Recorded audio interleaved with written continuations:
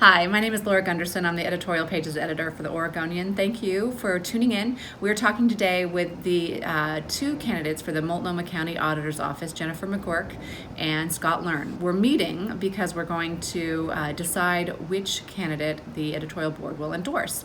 So take a look and see what information we'll be using to make our decision. Great, so why don't we start with you, Jennifer? Why don't you tell us your name and your current title and the top few reasons why you think you're the right person right now today for the Multnomah County Auditor. Thank you. I'm Jennifer McGuirk. I currently work at the county. I'm a senior performance auditor, and I've been there for almost 6 years. I am running because I wanted to see our office take on issues that we hadn't been taking on. So, for example, we've been hearing about issues going on in our jails with disproportionate use of force and really appalling conditions for people with mental health conditions. Felt like our office needed to go in there and start assessing those. I feel like most of the county's services are focused on safety net services, health and safety. And so I feel like it makes sense then that our audits focus on those services that are directly impacting people's lives. So I want to continue our office's really good track record of ensuring government accountability and transparency, but I want to take us to a new level where we also bring a focus on equity to our work. And that includes not just considering how vulnerable populations are affected by services, but also what are those outcomes looking like for them from their perspectives. And I want to do that through individual audits as well as create real community engagement around auditing so people know they have an elected auditor, that we're to be held accountable by them, and really get community participation in looking at what we're going to choose to audit and then helping to sustain the pressure that can be needed to make change in government. My approach has really resonated with voters. I won the primary election, I think, because of it, and I've gained support from a variety of people who are active in our community as well as elected leaders. And to me, most importantly, from the employees at Multnomah County, the largest union at the county, AFSCME Local 88, has endorsed me. They want to see someone with my experience already knowing what the pain points are in the county in this role to further our audit mission and take it to a new level. Great, thank you. Scott, same question to you. Thanks, Laura. I'm Scott Learn, running for Multnomah County Auditor. Right now, I am the principal auditor for the state of Oregon. So I'm running kind of for three key reasons. The first is that in the last 5 years as an auditor, I really have seen the power of performance audits to make a huge improvement in government services. And I've worked quite steadily on audits that improve services for clients, for the people who need them most, for some of the most vulnerable people in our state. That includes audit of temporary assistance for needy families, alternative education, and those services really needed to be improved. Both of them did as a result of our audit. Also, foster care, you may remember that audit recently, and right now I'm working on an audit that involves Portland Public Schools. And we're looking a lot at Title I schools and some of the services to our most vulnerable kids. So I've seen the power of performance audits to make a big difference in those services, and I've had a lot of experience doing so. Then I looked at Multnomah County, and I looked at the last 10 years of audits when the incumbent has been in, and they really have not concentrated on the incredible array of valuable services that Multnomah County provides. So there hasn't been anything on jails, there hasn't been anything of substance on mental health, there hasn't been anything on physical health, there hasn't been anything, again, of depth and substance on the district attorney, the sheriff's office, the Department of Community Justice. It's the biggest, criminal justice system in the county. And the auditor's office hadn't been touching that. So I felt with my experience as an auditor, I could get into that. And then I just also want to say that I really do feel built for this job, given my experience. Like I say, an auditor for the last 5 years. Before that, I was a newspaper reporter for 23 years. A lot of in-depth work, a lot of investigative work, so I'm used to digging into things. And before that, I was a financial auditor, and at that point a CPA for Price Waterhouse, so I can understand numbers as well. I'm endorsed. I'm proud of my endorsements because I've really focused on the people who know this job and what it takes, and I'm endorsed by all 5 of the living former elected auditors from Multnomah County. I'm also endorsed by Governor Barbara Roberts, who was Secretary of State for a while and knows audits as well, and Bev Stein, the former county chair, who I was quite familiar with audits too. Great. Well, I'm curious, we've kind of covered general areas of priorities, maybe starting with Scott. What would be the first 3 audits that you would like to start immediately when you get into office? And provide a little detail of it, like specific areas of the audit. Yeah. So I want to really focus on mental health. That's one of my top priorities. And I think one that would help to get us out in the field, really get down to the ground level on that, is looking at school-based mental health services, which the county helps provide. That would get us into schools all over the county, including East County. I think we, again, would focus on some of the poorest schools in the county. I've found with a lot of experience both auditing and reporting on schools that there's no better way to really understand what's happening in the community and the trends that are going on than to be out in the schools. So I think that'll help us develop a lot of context, learn about the mental health system, and also learn just what's happening out in the various parts of our community, especially the most low-income parts. The second thing I think is a high priority for me is affordable housing. And the affordable housing, obviously you can increase the supply of it. There's a bond on the ballot this November to do that. But the other thing is trying to reduce the cost and the regulatory obstacles that drive up costs. So I want us to dive into that and really take a close look at what we can do to just make it easier to build affordable housing and cheaper to build affordable housing. How does that fall in the bailiwick of Multnomah County? I think we can analyze, we can work with the state, we can work with the city, we can analyze, there's lots of regulations that are impacted in Multnomah County, but also in the city and also the state. In my experience at the state, I think it's easy enough to tie in other people, other audit offices. And then the third thing, what's risen a lot on my list is the Department of Community Justice. They had a director come and leave fairly abruptly about 4 months ago. Then another director came in and left. There's some pretty good evidence of concerns among employees about racial disparities and problems, tensions there. I think it's affecting their performance. So I think it's high time to go in and take a look at that particular agency. It's important because it provides probation and parole services, juvenile justice. And I think there's some problems there that'd be good to unearth and just, speak a little truth of what's happening there. Thank you. So since July of 2017, I've had the same priorities that I would start in my first year. One of them I alluded to earlier is an audit of jail conditions. We've had reports about disproportionate use of force against people of color, about really disturbing conditions for people in there with mental health issues. The board chair and the sheriff have both said we want to make changes, and there's some evidence that change has happened, but I think we really need to go in as an independent body and assess where they are and where else we need to be moving. That it would be the first in a series of audits looking at different aspects of our justice system, both from when someone first gets justice involved through parole, release, that kind of thing. I agree there's issues going on in DCJ. One of the things I want to do, which isn't an audit, but related to that, is create an organizational ombudsman who would be housed within the auditor's office. The ombudsman would be a confidential resource for employees who maybe feel like they've gone to HR with concerns and haven't been heard. Maybe their concerns have even been routed back to their supervisor.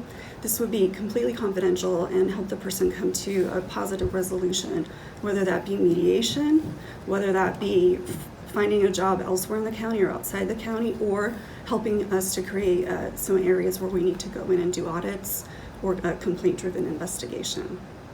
Secondly, I want to look at our housing and homeless system from the perspective of people trying to access services. We've heard anecdotally that some places have one day a month where you can go and try to see if you can get into service. People are needing that kind of support all throughout the year, not just particular days, so I think we really need to find out what it's like to try to get into service.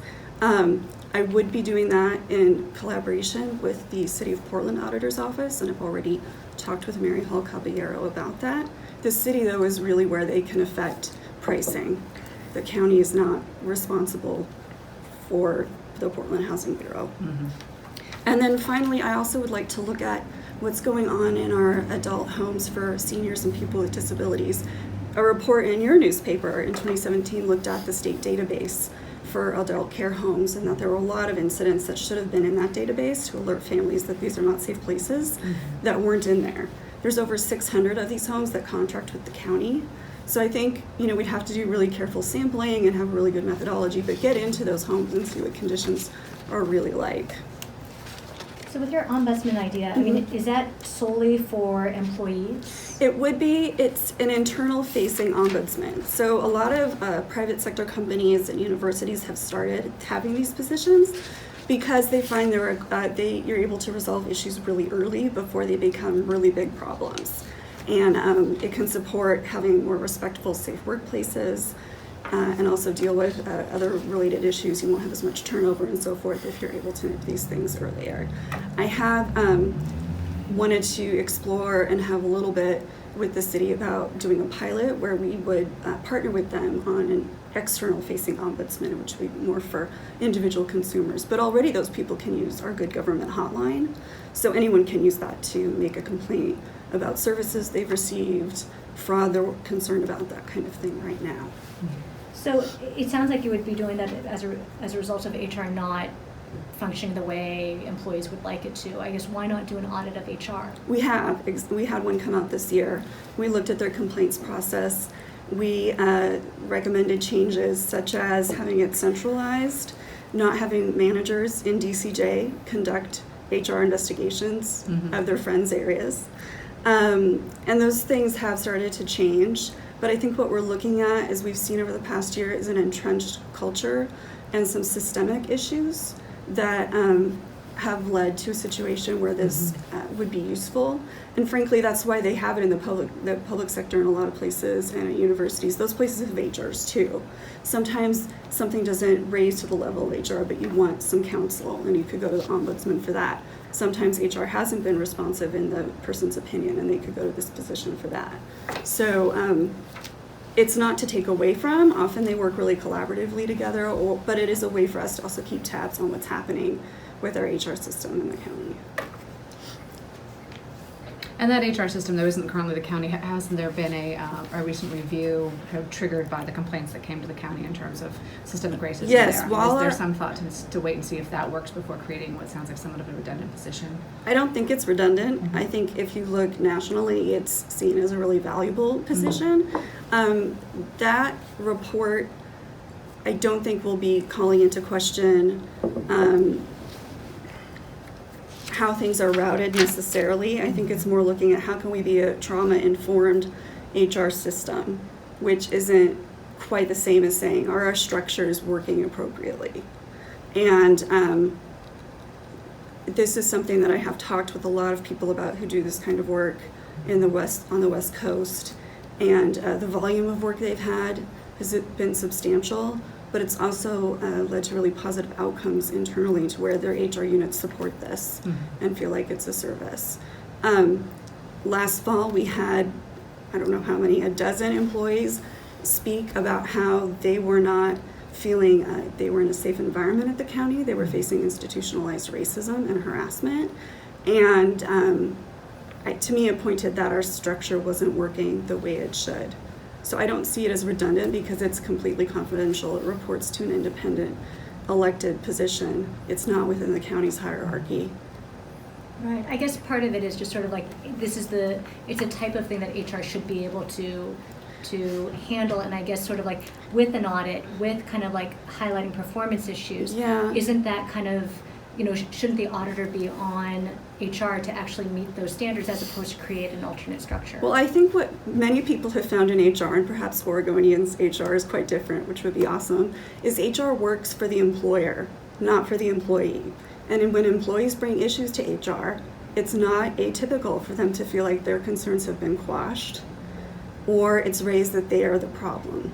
And I think we see that in many public sector institutions, lots of other governments. It's not an unusual way for HR to be positioned in the organization.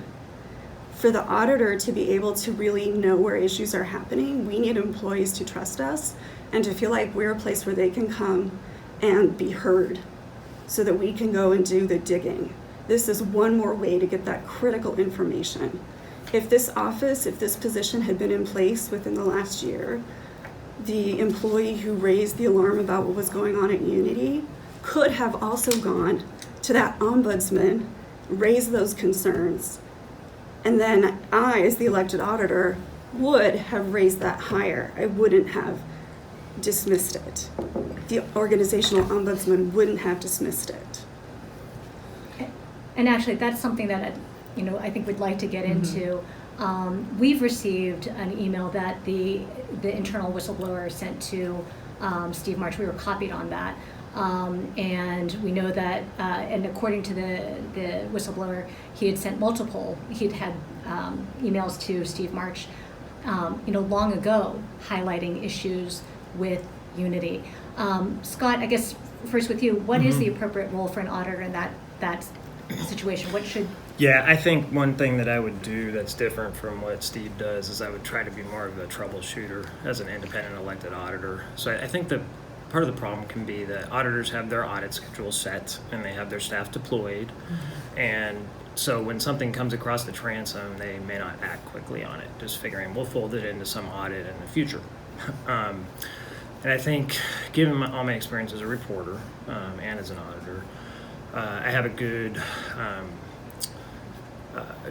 sort of background that will allow me to go. So in that case of Unity, what happened with Unity is Steve gets these messages from Greg Monaco, who's telling him alarming things. Greg raises the alarm a lot, but these ones are quite valid, and they're talking about threats to life and health and safety.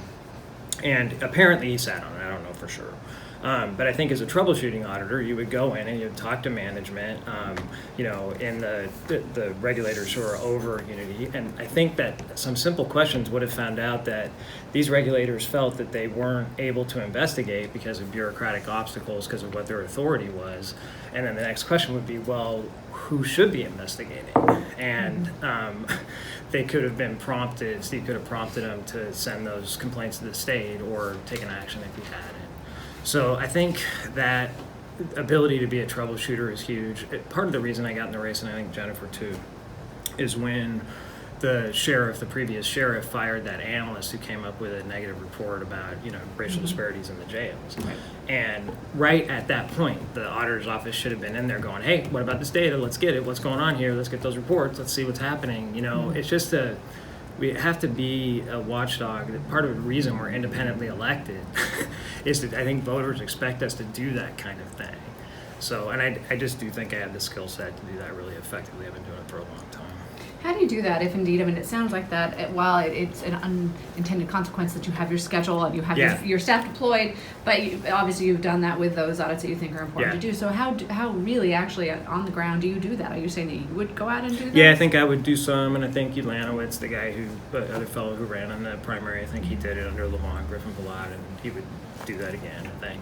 So you would have to put these other priorities, other audits that you'd seen as priorities on hold to then focus on these. Yeah, it's not every audit, but I don't think it takes an enormous amount of time or personnel to go check on some things, sniff it out. So there's different tools. We can issue audit alerts and management letters, and also you can just hopefully change the direction of something that might be going in the wrong direction, which I think could have happened with this Unity without a whole lot of effort. Can I respond to that as well? So I heard about these emails just a couple of weeks ago, maybe a couple of weeks before we had our Tribune editorial thing. And I was shocked and really disappointed that our office's reaction had been to just put mental health on our audit schedule. That is not the approach we should have taken. So what I would have done, first of all, it was not clear to me, as I've been reading about this in the newspaper, which is really how I've been finding out about it too, if the board leadership was aware of what was going on, or if those complaints were stopping with the middle managers and there wasn't that awareness. Maybe there was, maybe they were CC'd as well as Steve March, I'm not sure. But my first thing would have been to find out if leadership is aware of this. If they are they doing anything about it? And are they going to work in a timeline that I think is appropriate and fast enough? If people are at risk of harm, that is extremely concerning. I think we need to be weighing that as a real high priority for what we look into. And as Scott mentioned, we have other tools. I think one tool, frankly, is to sound the alarm out in the community if we need to. Hey, we've raised this higher. Nothing seems to be happening. We want to make sure that the public knows about this. So I don't know if it's a news release. I don't know if it's working with media to get that information out there. At the same time, we could be doing a complaint-driven investigation, which is different than an audit. And also trying to talk to as many people as we can on the ground. I think we can be nimble with our audit resources, and we have a couple of people who have done investigation training who could be put onto tasks like that. Mm-hmm. But I definitely think it's never okay to hold off on something where people's lives are at stake. It's never okay to say, well, this wasn't ours to investigate or to look into. That's a different arm of the state. You can alert the other area that they need to be looking into it, but you also then need to be following up to make sure that's happening. And I feel like that's a great place for the auditor to make sure that thing happens too. Mm-hmm. You mentioned audit alerts, Scott, and I'm curious for both of you. I know that Secretary of State Dennis Richardson got a lot of heat when he decided to issue an audit alert because some people said, well, this is not deep enough, you don't know enough, how are you doing it? And this is on the heels of the OHA. Are they useful tools? It sounds like you would tell me more about, actually, I'm sorry, Scott, you brought it up first. Tell me why you think an audit alert would be a good idea, what it really means to you, and then Yes, Jennifer, I your think thoughts it's on that too. when the threshold is, audits take a long time. We have a lot of standards that we need to meet. The threshold would be we're certain that there's a big problem, and we've got to get it out to the public and elected leaders and decision makers now. It can't wait. So, the Unity thing would be an example of that, though I think that could have stopped short of a full audit alert. Usually it's on a more complex topic, like the one on Medicaid, Mm-hmm. deciding on eligibility. That's a little more complex. But it's just something that it's got to be fixed now. It can't wait for the full audit, and we're really certain that problem is well established. That would be my standard on it. And I think it's just, I guess, we need to be focused on what the public expects of us. And I think that's what the public expects of us. If we run across a problem that's really significant and we feel is not getting fixed, promptly, that will raise the alarm bells on that. And that's one way of doing it.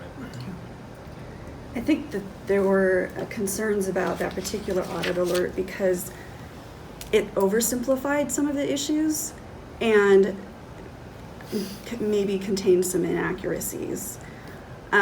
So if you're going to issue a short piece like that, it better be super accurate and meet our audit standards. So in an audit report, every single fact we state, someone who didn't work on the audit has to verify that, yes, you have enough evidence to say that. I think if we're going to be doing an audit alert, it might need to meet that same standard. It is according to the standards we work under, if we're coming up and seeing issues that need immediate correction, we're required to report those to whoever manages that program. This needs to be fixed. Here's what we're seeing. You need to start fixing it now. In many cases, that's enough for them to start working on it and report progress to us. And in that case, I question whether it's more of a PR effort or something where the public really needs to know that change still needs to happen. If change is already happening, I wonder at what point is the audit alert a service or a personal PR piece for that particular elected official? Quite frankly. But you said something about we need to sound the alarm. So. Right. And I don't mean by an audit alert. I guess what I mean is if I'm going to put out anything from my office, I want to make sure it's really fact-checked and accurate. And I don't know that there is a standard for audit alerts. That's not something that a lot of offices do. I'm going to let people know what we're auditing. I'm going to give people updates on what we're finding, just as a matter of course. I've pledged to do town halls. Right now I'm hosting coffees around the county just to make sure people know what we're looking at and will be looking at in the future, and to get people's input into that. And I see that as part of an ongoing conversation. It would be a place to say, here are some of the issues we're seeing. But our office also works under confidentiality when we're interviewing people during our audit until it's released. And so I would want to make sure anything that we release during an audit was respecting that people who spoke to us were doing so sometimes at great personal risk. And so I guess What I'm saying is, I'm not saying it's not a useful tool. I'm saying we haven't done it, and the way I've seen it executed, I think needs a lot of improvement. So I'm not sold on it at this point. That's not to say I wouldn't be in contact with media along the way, or the public itself as things unroll. That's not a technique I'd seen used before, and I think it had a lot of problems. So both of you, it's interesting because we have a candidate who already works inside the office and a candidate from outside the office, both of which have, advantages and disadvantages. I guess I'm wondering if you both can address kind of why you think if that plays a role in whether you should be considered the more qualified candidate for this position. I think it matters immensely. The state is very different than the county in how we go about our daily work. We have different services that we provide. We have people really boots on the ground doing activities in a way that's different at the state. Like I said, employees have great confidence in me in doing this job in a way that improves work environments internally and improves our service delivery and is very effective with taxpayer dollars. I think the fact that I've been there, I know where our pain points are. I may know a little better about where our jurisdictional boundaries end and where they begin than my opponent. So I think it's an asset, and I don't have to. There's no learning curve. I don't have to face a learning curve when I start. I'll already know what the issues are and how to get going. So from my perspective, I think an outside perspective is valuable. And let me just tell you a little story. So 5 years ago, I walked into the audit office. I got put onto an audit of temporary assistance for needy families. There were 3 other people on the audit team. Throughout that audit, I was a proponent of digging deep into records. We looked at a lot of confidential case records, which is a large part of my impetus. And we dug out a lot of great facts from that. I analyzed a lot of data.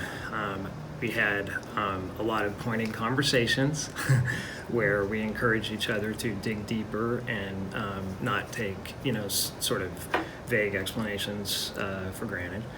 And that audit, I ended up writing it very pointedly using that, the years of journalism experience and drawing on all the deep work that we've done. This is temporary assistance for needy families, which is more commonly known as welfare. It ended up helping to prompt a $30 million improvement in the TANF program so that they would fill a lot of the holes that we identified.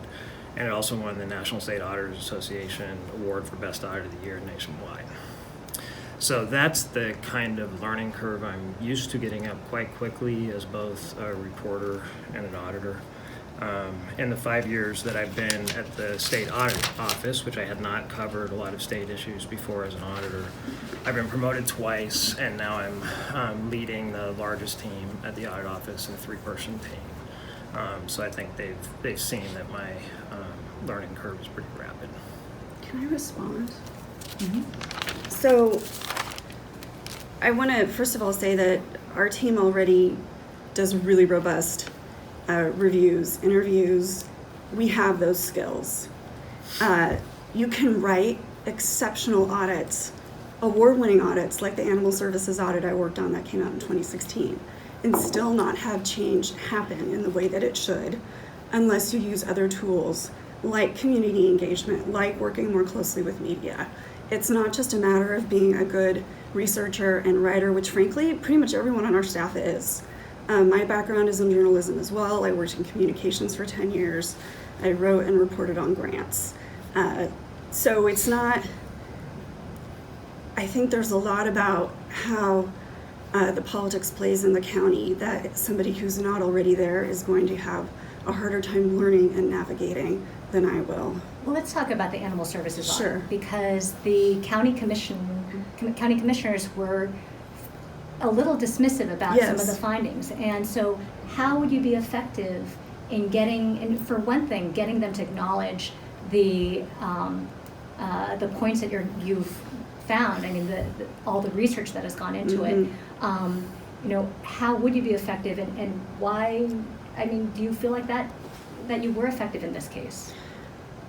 So here's what I have to say about that. I think often in our profession, there's a big focus on being independent and objective, and seeing that as meaning that you do not develop relationships with the other electeds who you're supposed to be holding accountable.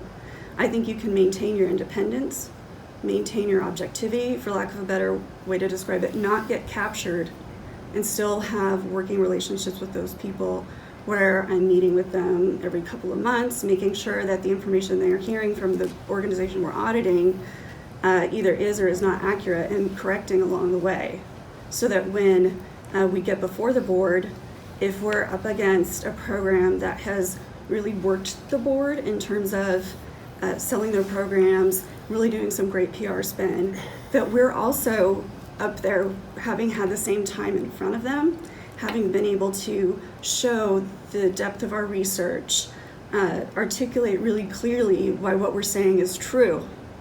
And hopefully they will be able to dispassionately listen to all of us, rather than coming into the room already apparently having their minds made up. So I think having an ongoing relationship, making sure they know we're all on the same page of trying to improve things, and also at times, frankly, if I have to, reminding them that they are supposed to be there representing their constituents and the public at large. So why didn't that happen in this case? Well, I am not the elected auditor, so I can't speak to the style of the current auditor and how he's gone about in those relationships. I think in this case, the Director of Animal Services had done a very good job of meeting with each board member, perhaps in a way that we did not. We did present our information to board staff. We met with one commissioner the day before a presentation, but Could you have initiated that process in a different way, or does Steve Yes. March has to do it? I mean, could you have reached out to commissioners to establish that on your own without him? No, I could not have. Is that because Because- of the structure of the office? Yes. That would have just been inappropriate to go around my boss. It would not have been okay. And it would have been going around, I mean, I guess what I'm wondering is, one of the things that you're selling is that you know the process, you know these people, that people Yes. trust you. I'm not but saying- you don't have those relationships with electeds. Well, actually, I do have individual relationships with them at this time, but it's on a personal level. It's related to this kind of work. I have very strict rules that I have to operate under as a public employee who's also running for office. I need to keep very separate my work as a county employee from my work as a candidate. Right, and I guess, it's just sort of like, the animal services audit was award-winning, and it's something you worked on, and it was very critical. And I guess, part of our questions are just like, it was not received. Well, there are two different audits. The first one was right, but received the really well. follow-up. The follow-up was not. And I guess I'm not totally clear on what you're asking me at this point. If you're asking me about my boss's style, I can't answer those questions. I know we're trying to establish whether or not there's a policy within the office that would allow you to have gone and had those conversations, No, or if I it specifically couldn't. says you cannot do that. It's more unwritten. It's just understood that is not the role we play, that is his role. Mm-hmm. Is that how I would operate with my colleagues? No. Mm-hmm. And do I have like a draft schedule of how we'd be engaging with commissioners on a regular basis? Yes. And what it would look like when we roll out an audit? Yes. Do I have a draft communications plan? Yes. Mm-hmm. I will have a very different approach.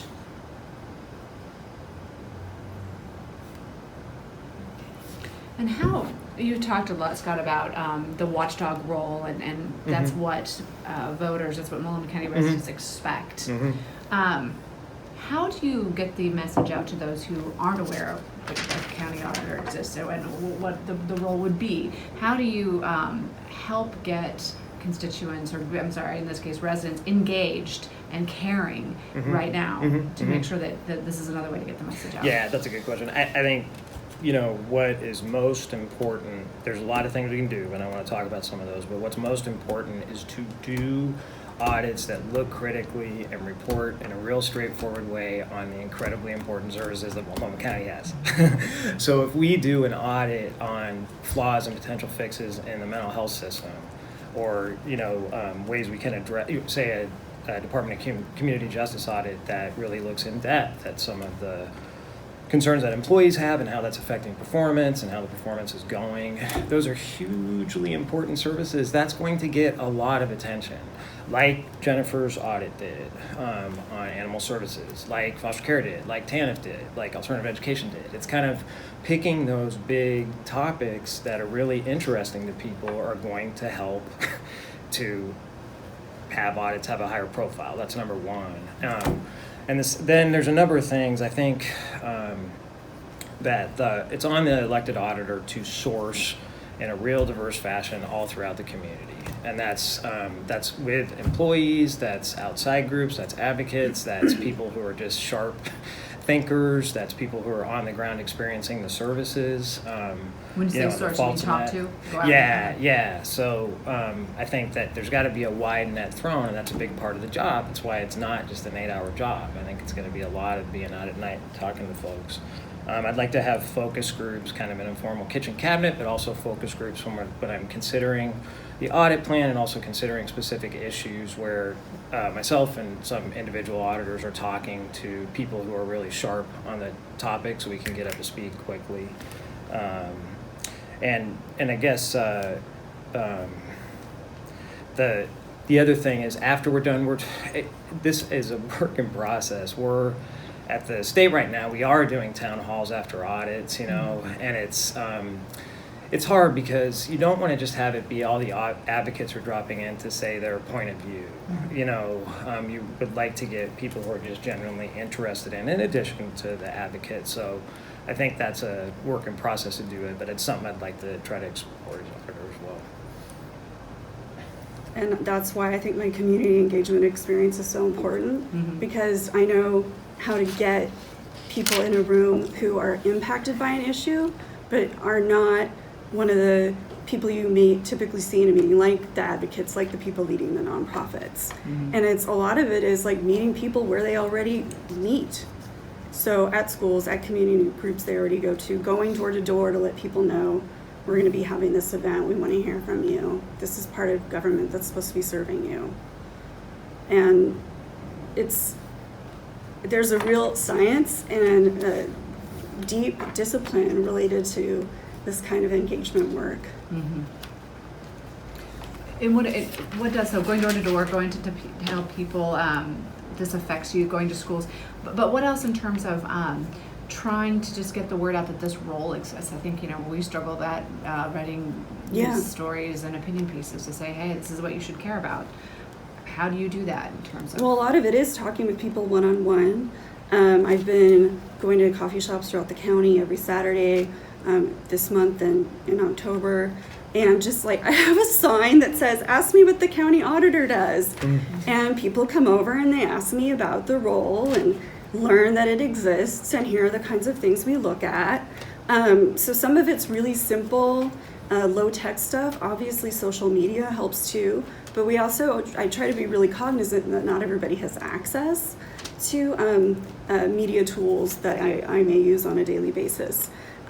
Also, reaching out to kind of the known groups, the neighborhood associations, the PTAs, the different community groups that we all know about, and asking them, how can we reach other people who you would like to have in your network and you're not reaching, so that we can share this message. So I've been talking to a lot of community groups and also going to other jurisdictions, city council meetings, just to say, hey, if I'm elected, I really want to know about what's going on in your part of the county, so I'm not Portland focused, and can really speak to issues that are affecting us on a countywide basis. So Scott, coming in from the outside, if you were to be elected, I guess how would you be effective? I mean, what would you do to, number one, get people to trust you as someone who isn't familiar with the internal processes, and just how would you measure actually your effectiveness as auditor? So in terms of getting people to trust me, I think it would be incumbent on me to do a lot of listening. And that would start with the people in the office, to hear what their priorities are, what they know, any holes they want to poke in my ideas, to be very open to that. I've seen other people come in and not have that attitude, and it works against them considerably. So I think just being humble and being a good listener, which I think is a skill I've developed over a lot of years given my professions.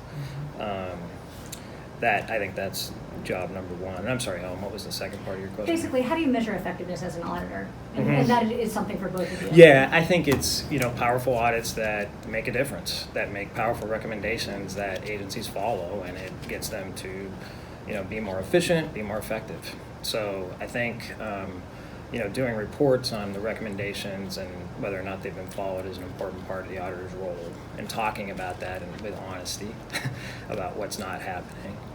Doing follow-ups is an important part of the auditor's role. But really I want, at the end of the day, for people to look back and say, wow, there were some memorable audits in there that really made a big difference in the crucial services that the county offers. And with some really notable exceptions, that hasn't happened in the last 10 years. So I want to change that. I feel like it would be very unusual for anyone to look back and say, whoa, those are some really great audits. Most people don't know that there are auditors in various arms of government. What I mostly care about is, are we making a change? Are the recommendations getting implemented?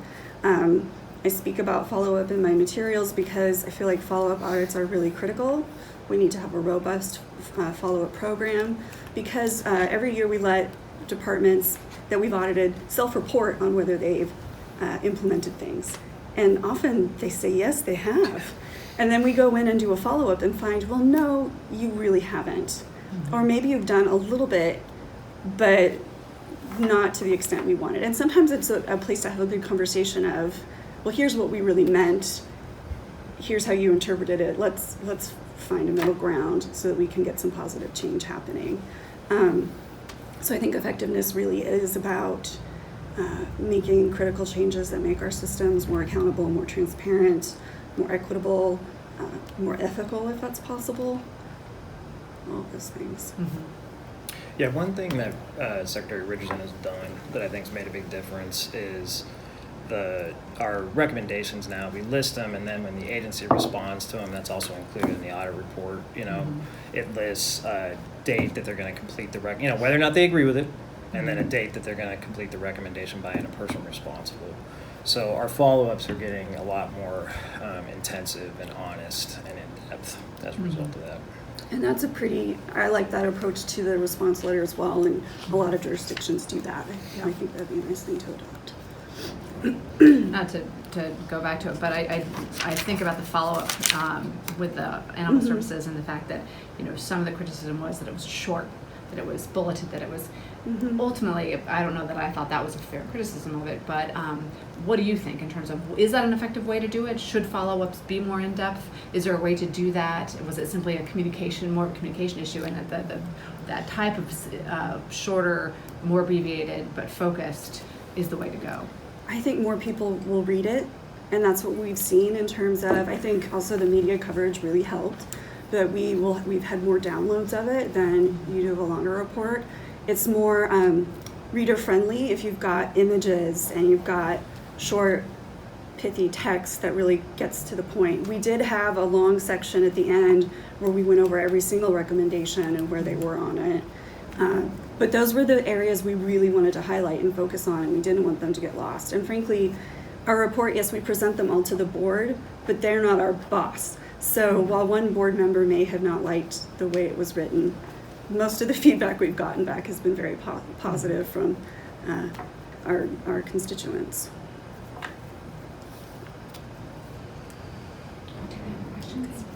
What have we not asked? I'll give you each a stab at that generic but wonderful last question I always go with. What have we not asked that we should know as we make this decision?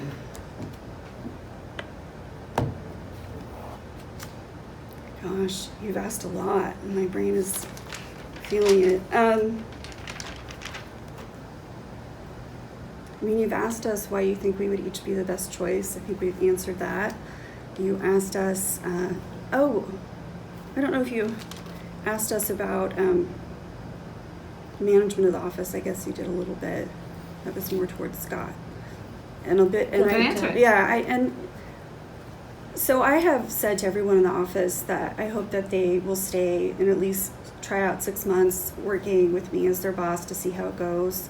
I know we're going to be going through a big shift, and so one of the things I've studied a lot is change management, and want to make sure that I do that in a way that really draws on people's strengths and allows them to develop more professionally in some ways than maybe they have in the past.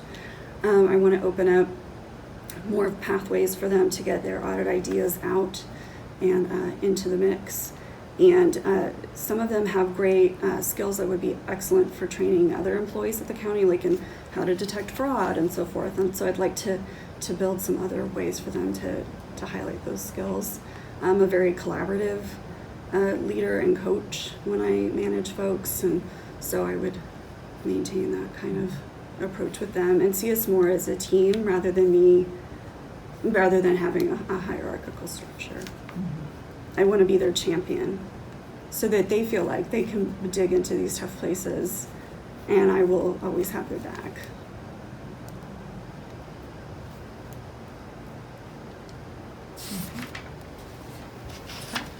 Yeah, Jennifer had a good question at the City Club about standing up to power, and I just want to say that I think I have a lot of experience doing that, both as a reporter, people who are concerned about what you're going to say, and who, you have to kind of be firm with that you're seeing a problem and you're going to report it.